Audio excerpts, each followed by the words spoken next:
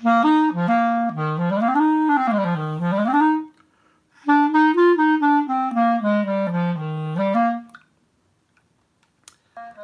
everybody, welcome to the live stream this week. I am back. Hi Sarah. Hi Xmox. Hi Aaliyah. Try to catch as many of you guys as I can. Little Amazinger, hello. The Woodsters, hi. A lot of names I recognize. Fly, Clay, Laney. Hola. Welcome everybody. Thanks for being here. It's been a couple of weeks. We had Easter, we had spring break. We're getting close to the end of the year. There's a lot of fun stuff happening. I'm sure you guys are busy at school. Hi Sarah, and hi Eden. I don't really have anything special planned for this live stream. I figured I would jump right into answering some of your questions. So why don't you guys go ahead and start chiming in with some questions, and I'll answer some questions. And actually, of course, we have to welcome our friend Dennis, who's joining us again. Hi, Dennis. Hey, how you doing, Steve? Dennis is online in the chat room. He's going to be looking out for some questions because I always do my live streams on my phone here, and your comments go by kind of fast, so I don't always see all your comments. So if you are asking a question and I'm not seeing your question, just be patient. You can post your question a few times if I don't catch it, and I'll try to answer as many as I can. So why don't we jump right in here? I'm going to look over here on the laptop chat. Lillian Green, I want to answer your question. Lillian Green says, I'm not committed to band. Should I drop out? Well, my first obvious answer to that is I would encourage you not to drop out of band. I'd be curious what your reasons are for dropping out. I mean, people have different reasons that they think they have thoughts about quitting band. Maybe you're worried about, I don't know, maybe there's some kids you don't get along with. Maybe you might be struggling on your instrument a little bit, and you might be feeling frustrated. There might be a lot of reasons. Some kids get worried about they're too busy after school. But you know, my big recommendation for you guys is to really just stick it out. Definitely stick through the full year. And if you're switching to a new building or a new teacher, you should definitely give it a try and see how you like it. The great thing about band is you have a lot of fun, whether it's elementary school or middle school. And especially what I've found is once you get to high school, band just gets extra super awesome, and there's so many fun things you can do. So stick with band, don't quit. Other questions. Ace64 says that you are getting braces soon. Ace, you're getting braces soon. And will that affect your trumpet playing? So braces happen to a lot of kids. I don't know what the percentage is, but so many kids get braces somewhere in their elementary, middle school, sometimes even in high school. I got braces in high school. I had braces on for 3 years in high school. So no matter when you get your braces and no matter what instrument you play, there is a little bit of an effect. When you first get your braces put on and when you get them adjusted or tightened every month or every couple of weeks, your teeth will be sore, and you should take a day or two off of practicing until your teeth are feeling better. And then, especially when you're playing trumpet or brass instruments, the braces against the inside of your lip can sometimes be abrasive and not super comfortable. So there's things you can get. There's braces, there's wax guards you can get. I think there's like wax you can put on the braces, and that should help. The biggest thing for brass players, trumpet players, when you have braces, is don't get too discouraged because your high notes are going to go away for a little while. It's going to take some adjusting, but you can get that range built back up, and then as soon as the braces come off, it's not too hard to get back into the swing of things. So don't get too discouraged if you have braces. Just stick with it. Dennis, anything jumping out at you? Yeah, there's a couple of them that asked about switching from tenor to alto sax. What are the pluses and the minuses? Okay, that's a great question. Some of you are asking about switching from alto to tenor. It just so happens I have my alto here and my tenor. Does anyone know? I want to say hi, first of all, to Rapfel HD, who's watching in Germany, and it's nighttime over there. Here is my alto, here is my tenor. So first of all, they sound different. I'm going to play my alto sax with no keys. Here's my tenor sax with no keys. So do you hear that difference? They are 4 notes apart. It's called a perfect fourth. So a tenor sax plays deeper notes, and a alto sax play lower notes. You know, some people think it's like a deeper sound. And the alto sax plays higher notes. Does anyone know? Why don't you go ahead and jump in and tell me what key is the alto sax? What key is the alto sax? Does anyone know? And what I mean by what key and what that means is when you play a C on the alto sax, what note comes out? Tornado KK, got it? When you play a C on the alto sax, an E flat comes out. So if I played a C on the alto sax, hear that note? If I play it on a flute, it's going to be an E flat. Whereas if I play that on a tenor, it's going to come out as a B flat.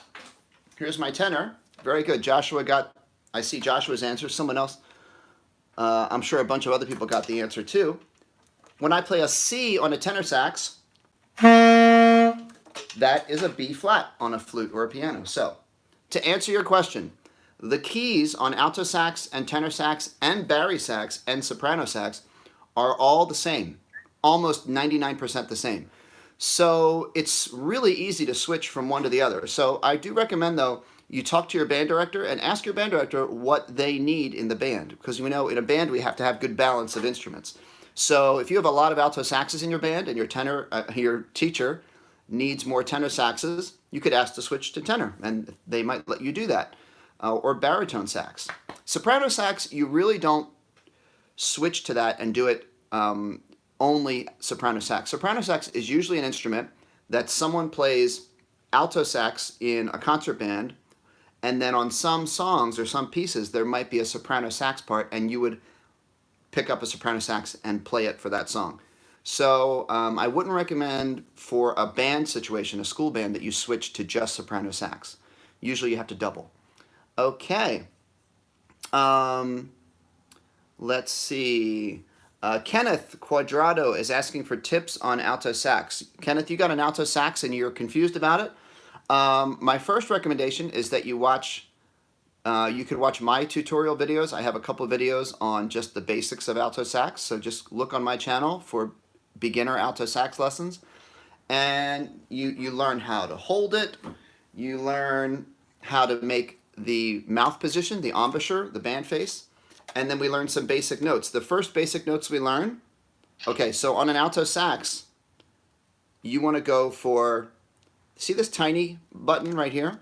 We actually don't press that button. We go right above it and right below it, and then we put our third finger here, and we go B, A, G, and there's your first 3 notes. B, A, G. Dennis, do you have a good question that you see that I should jump to next? Yeah. Over here, early on, Maya B was asking about the bass clarinet. She's going to the bass clarinet from the regular clarinet. She needs to get more air. Okay, so it was the bass clarinet. It was Maya. Yes. Maya. Maya asked about switching. She's switching from clarinet to bass clarinet. She wanted to know. All right, clarinet to bass clarinet. So how to get more air. So, well, to get more air, you take a deeper breath. A lot of us, I think, a lot of students don't realize how much more breath they can take in. We sometimes get stuck breathing kind of a shallow breath. We should practice taking the deepest breath possible. Think about filling up your whole belly with air, like you're filling up a balloon. Leave a lot more air to let out into your instrument. Now, that being said, bass clarinet does take a good amount of air. I wouldn't say it's that much more air than clarinet. You have to use strong air whether you're playing regular B-flat soprano clarinet or bass clarinet. The difference with bass clarinet is your embouchure is a little bit more open because the mouthpiece is a little bigger, and you just have to kind of get used to that. So there's some recommendations for you. I saw someone, I think Austin, asked a question about how to play B sharp. Does anyone know? This is a little bit of a tricky music theory question. Can anyone answer? Well, first of all, Austin, tell me what instrument you're asking about. but can anyone tell me, for Austin, what is the other name for the note B sharp? All right, Riley was one step ahead of me. And so did Koala, got it too. Okay, and Saxophoner Man. A lot of you guys got the right answer. So if you see a B sharp, right, that's actually the same exact note as C. So I don't know if Austin checked back in with which instrument he plays or she plays. When you see a B sharp, that just means play C. So in alto sax, a C is your second finger. On any saxophone, C is your second finger. On the clarinet, C is 1, 2, 3. And on a flute, C is just your first finger by itself, and your pinky holds onto that E flat key. Okay. I've seen this question a few times. Xmox is asking about your alto sax keeps squeaking. So I would say if you're squeaking, could be a couple things. Number one, make sure you have a good reed. Check your reed. Number two, make sure your reed is on straight on your mouthpiece and it's lined up correctly. Okay? Thank you. Joshua, thank you for answering that. A trumpet C is no valves. You're right. Make sure your reed is lined up. Oh, my reed has a little chip in it, so I need to get a new one. But you see how it's lined up there with the tip of the reed? If it's squeaking, it might be your saxophone might have some leaks in it, and you have to get it checked out by a repair person. It might be your embouchure. Your embouchure is your band face, so you say O, bottom lip over your bottom teeth, and you want your bottom lip to be wrinkly, like this. So it's over the bottom teeth, and your top teeth go on top, and you make like an O shape. So work on those things and see if that helps. Emil is asking how to play higher notes on the trumpet. So I actually just saw a video. I'll have to post a link to this. Somebody else's channel posted about tips for playing high notes on trumpet. The key to high notes on trumpet is your embouchure muscles have to be developed just like you're someone. Imagine you were an athlete or a bodybuilder and you want to build up your muscles. You can't just go and lift a 100-pound weight without any training, right? You have to go bit by bit. You have to start with maybe 5 pounds, 10 pounds, and you have to gradually build it up because you have to build up your muscles. So you can't increase your trumpet range by 5, 10 notes in one day. You have to build it up by playing scales and lip slur exercises, like da da da da da da da da da da da da da, and then maybe go up a note da da da da da da da da da da da da da. You could try doing lip slurs, da on a C, right, and then da. That's all up to high E. So these are different ways. Make sure you're using good airstream, and you're building up your muscles. That's a short little introduction. There's much more that a trumpet teacher could work with you with that. Okay, Dennis, you got something for us? Yeah, there's a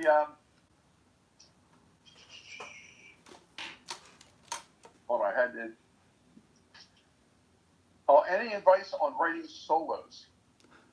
Advice on writing solos? On learning a solo? On writing one. Oh, writing a solo, like a jazz solo, do you know? I guess. Huh. So someone asked a question about writing a solo, and I wonder if you mean writing a jazz improv solo, or that might be what you mean. So whoever that is, can you check in and explain that a little bit more? Dennis is going to keep an eye out for that, okay? And I'll talk about that next. So Min Suga is asking about tips for jazz band. My tips for jazz band are the biggest thing for going from concert band to jazz band is your articulation. So what's articulation? Articulation is the way you use your air and your tongue to play the notes. So when you're playing classical music or band music, concert band music, a lot of things are tongued. Everything is tongued by default. So here's a G scale. And I'm even going to play it now in a swing beat. but I'm going to tongue everything. I'm going to go ta ta ta ta ta ta ta ta. So the way to, even though I'm doing swing eighth notes, which people tell you to do in jazz band, if you tongue every note, it's going to sound not very jazzy. It's going to sound more concert bandy. So we have to do, instead of ta ta ta ta ta, we have to go ta ta ta ta or da da da da. There's more slurring in jazz, especially from the offbeat eighth note into the downbeat.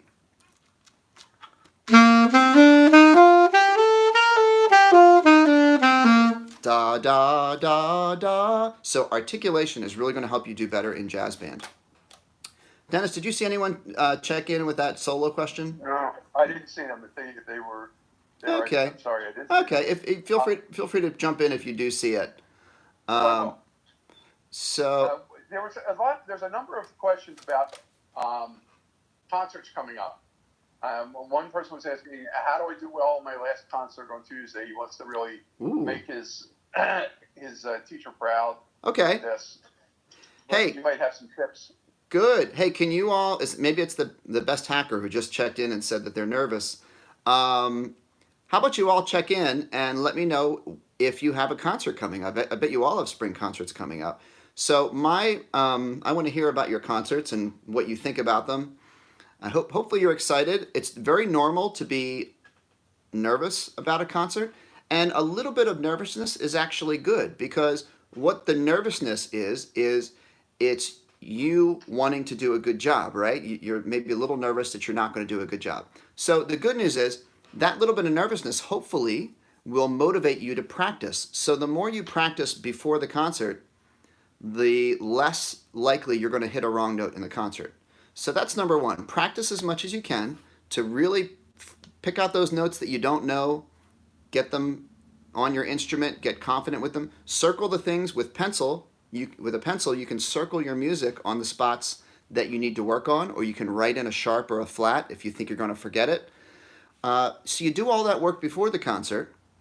Then when you get to the concert, what you have to do is you have to just do your best and not get too stressed out. If you do make a mistake, actually, I'm going to ask you guys to answer this for me. Does anyone know what I always say, and what a lot of teachers always say? What are you supposed to do if you make a mistake in a concert? I want to see if you guys can answer this question. Who's going to get the right answer to this? What do you do? Tornado KK got the right answer, and so did Aaliyah.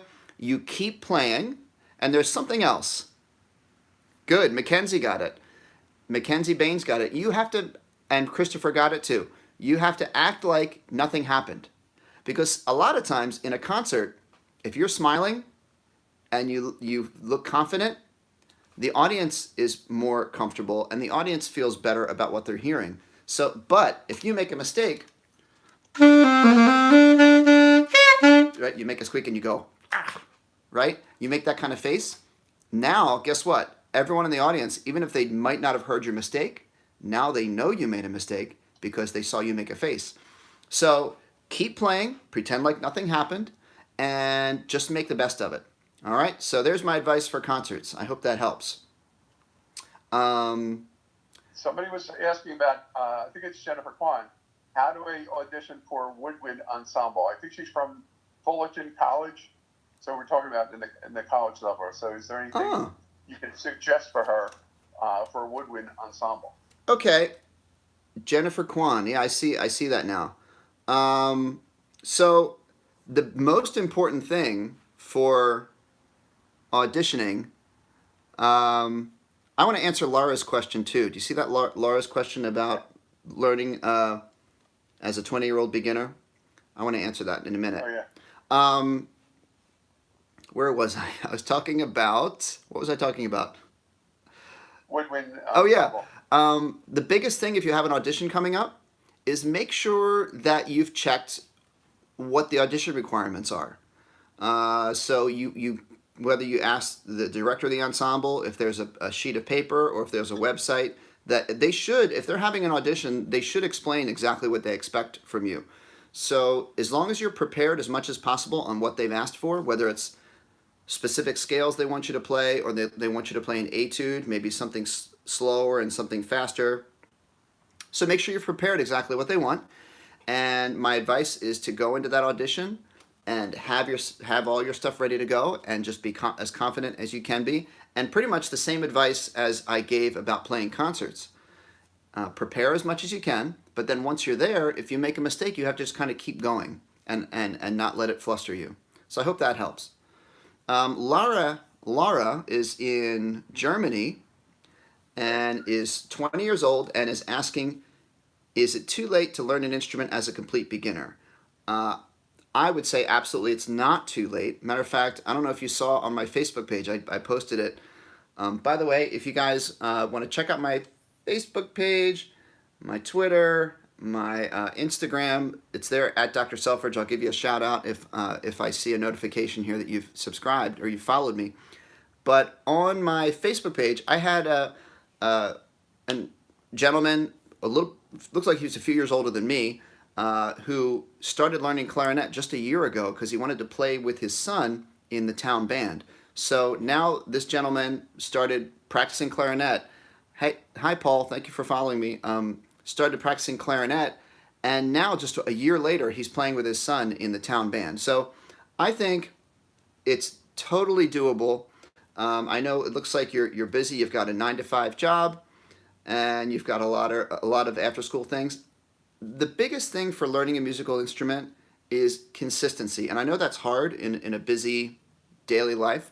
If you can carve out, think of it like if you want to kind of go to the gym and work on your exercise, you want to do that on a regular basis. So just see if you can block out, I don't know, 3 days a week, 4 days a week, and carve out just 15 minutes to a half hour.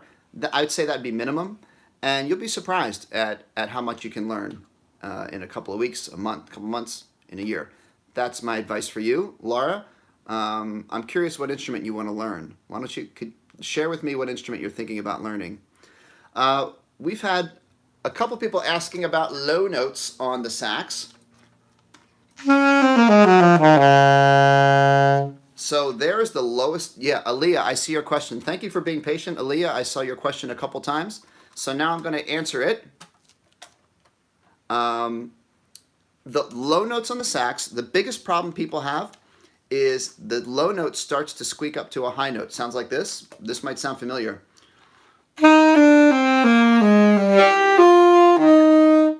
Right? And so you start to go down to the low F, E, D, and low C, and your sound squeaks up to the high octave.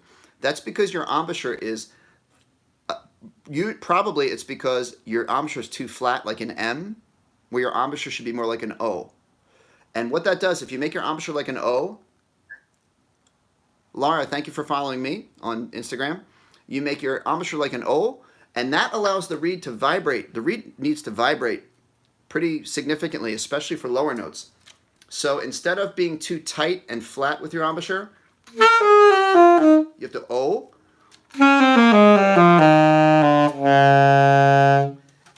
Excuse me. And then low notes are no problem. Also, the inside of your mouth, you should think like you have a ping pong ball in your tongue. It's going to be a little bit more open. Okay? That's low notes on the saxophone. Cadence. I think Cadence checked back in here with the solo question. Did you see that, Dennis? Yes, it's with the trumpet. Yes. And she was asking about jazz band. So yeah, if you have a solo in jazz band, right? You can do improvisation. Improvisation is where you create your solo in the moment while you're performing, based on scales and chords that you have practiced beforehand. But if you're a little nervous about improvisation and you want to actually have a fully prepared solo, you can write one out. Thank you, KK, for following me on Instagram. You can write one out. You can get with a teacher who understands the chord progression. So say it's a G chord, and then it's an A minor chord, and then it's a D7 chord, and then back to a G chord. You have to know when you're writing your solo that if you're going to start on a G chord, you have to use the notes of a G scale. And then when it goes to the A minor, you have to switch to the A minor scale.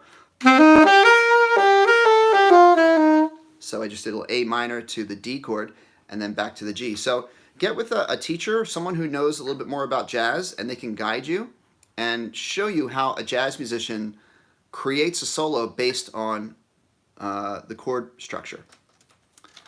Now, Epic Trumpet Player has asked this question a couple times about, you've got this a plastic film falling off of your trumpet.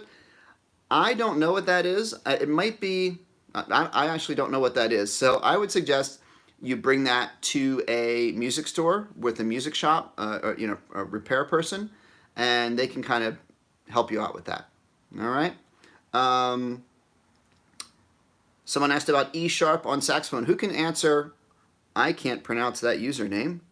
Who can answer that question about E sharp on saxophone? Anyone can anyone answer that? Sun God got the answer. It's an F. So E sharp is the same as F. Dennis, any good stuff coming through or stuff that I'm missing? Somebody wanted to know what's the best neck strap for the alto sax. Okay. This next, you know what? I wouldn't say there's a best neck strap. It's really what you prefer. This is what I have. This is my favorite neck strap. My saxophone teacher gave me this when I was in college. It's made by Planet Waves, and it's got a leather strap or leather neck part to it. Just has these cords here, and it's just real secure. It's easy to move, and I like the hook because it kind of curves around, and it's coated with rubber so it won't scratch your instrument. But there's other ones. There's neck straps with more padding here. It all depends on your personal preference. So Braxton is asking me to play the clarinet. Braxton, what would you like me to play on the clarinet?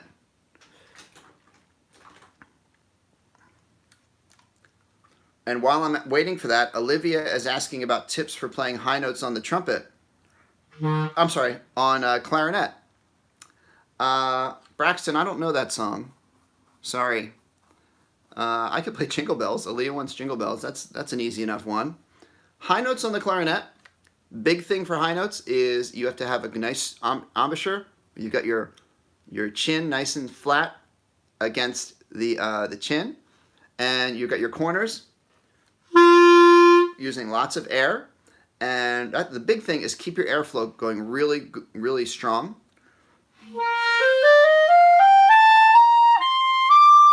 The other big thing for high notes, it's the same for all instruments. There's something called voicing.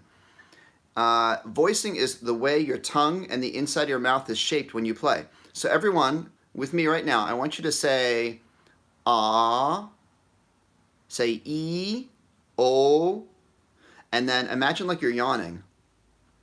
So the back of your mouth opens up. All those different shapes that the inside of your mouth made, e, ah, o, and that yawning feeling, that is the different voicings that it's called voicing. So the more open throat is going to help you, or the open throat and the shape of your tongue is going to help you get the higher notes on your clarinet and also on brass instruments. Someone said Careless Whisper. Clarinet, what shall I play?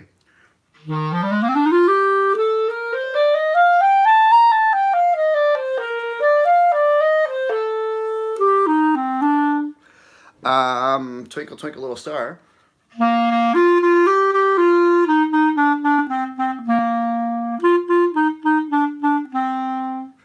Okay, I'll play Jingle Bells for Aaliyah.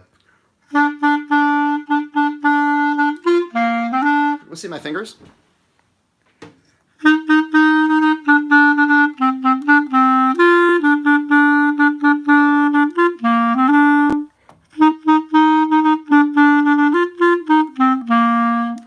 Yeah, it's not really holidays time anymore, but I don't know the Russian national anthem. Otherwise, I would play that for you. Hi, Ashley.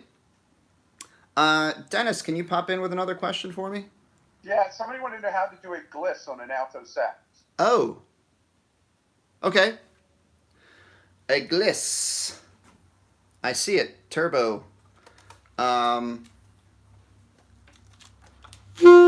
So a gliss is when you see that squiggly line between two notes. And usually it's done with chromatic. So if I had to gliss from a G to a B, I would go G, G sharp, A sharp, B. Real smooth. Let me put my neck strap back on. Real smooth. Okay? So slowly it would be this.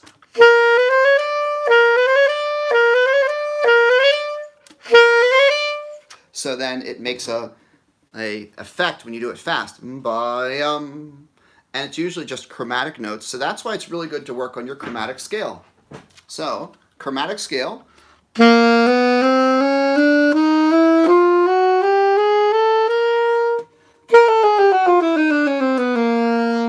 work on our chromatic scale and get good at our glissandos.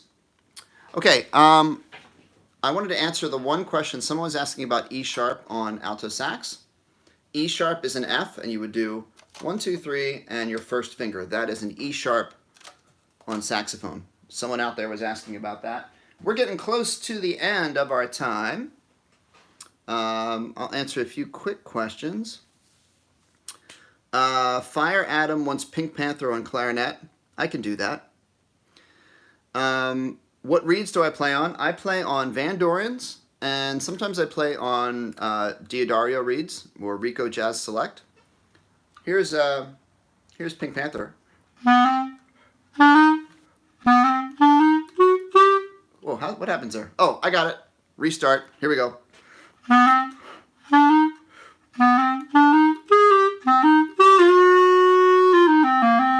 Sun God, what did you ask me?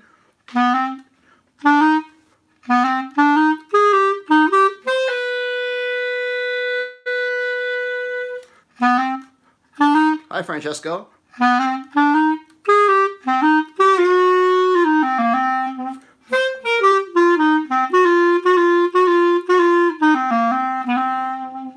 I see, Sun God, I see your question now.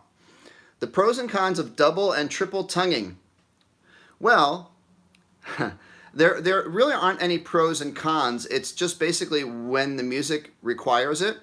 Double and triple tonguing is less common on woodwinds or on clarinet.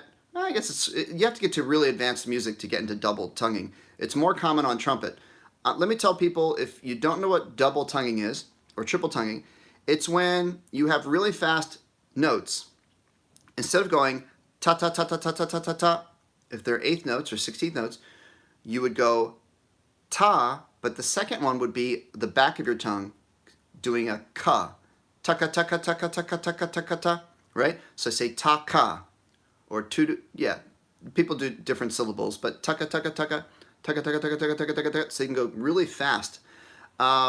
It's not something I've worked on a lot on clarinet, but it is, if you're doing really advanced music, it is useful. So it's something to check out. Francesco, you asked me about Pink Panther on tenor sax, so I'm going to go ahead and play that for Francesco because he's always here checking out my live stream, and I appreciate it. Pink Panther, I think the original key is, yeah.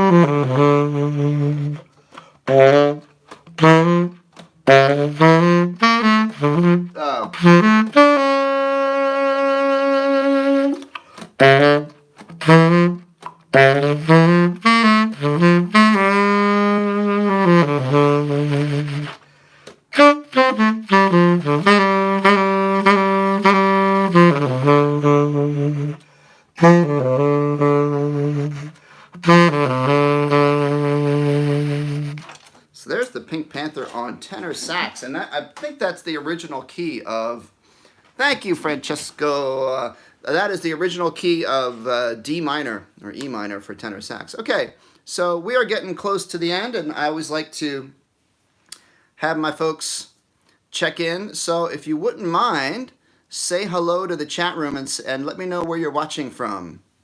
Where are you all checking in from today? I know we had someone from, I see, West Virginia. Canada. Lucky Miner is in Aston. That's right around the corner. Kaylee is in Utah. Aaliyah is in Canada. Apollo is in the Philippines. Hello. Hi, Marcel in Canada, Cleveland. Alyssa, hi, is from Florida. Yes, Francesco, ciao, to Italy. Alan is in California. Turbo is in Russia. Mario is in China. Ooh, wow, I can't pronounce that name. Is in Russia. Daniel Marcu is in Italy. Morocco, Florida, North Carolina, England. Hello, everyone. Texas, Oklahoma. So, love to see all you guys checking in. Someone's in Venezia. I was in Venezia. I've been there a couple times. I love Venice. It's one of my favorite spots to visit. I visited Italy I've been there almost 7 times. I've been all over Italy to Florence and Bologna and Venezia and Rome. Also been to Austria and Germany and Switzerland. Had a great tour. If you check out on my channel, there's a vlog of my Europe trip. I've gone there a number of times. So, thank you, everyone. I think it's about time to check out. So thank you for joining me. And I want to say thank you to Dennis. Thanks, Dennis. Thank you. You're very welcome. All right. Dennis is always here helping us out. Happy birthday to Chris C. It's your birthday. Turbo, my live streams are always posted on YouTube when it's finished. And yes, you can watch it again there. And I'll be back again next Sunday. We had a couple of weeks off for spring break and the Easter holiday. But I'll be back next week. Dennis will be back next week. Yep. And so, Alyssa, I try to do every Sunday. And at 5 p.m., it's 5 p.m. here in the Philadelphia area. So that is when we try to do the live stream every week. So if I didn't get to your question today, I tried to get to a lot of questions. If I didn't get to your question today, I apologize. But please join me. Please join me for another live stream next week. So bye-bye, everybody. Ciao. Arrivederci. And I will see you in a week. Okay? We're going to check out here. How do I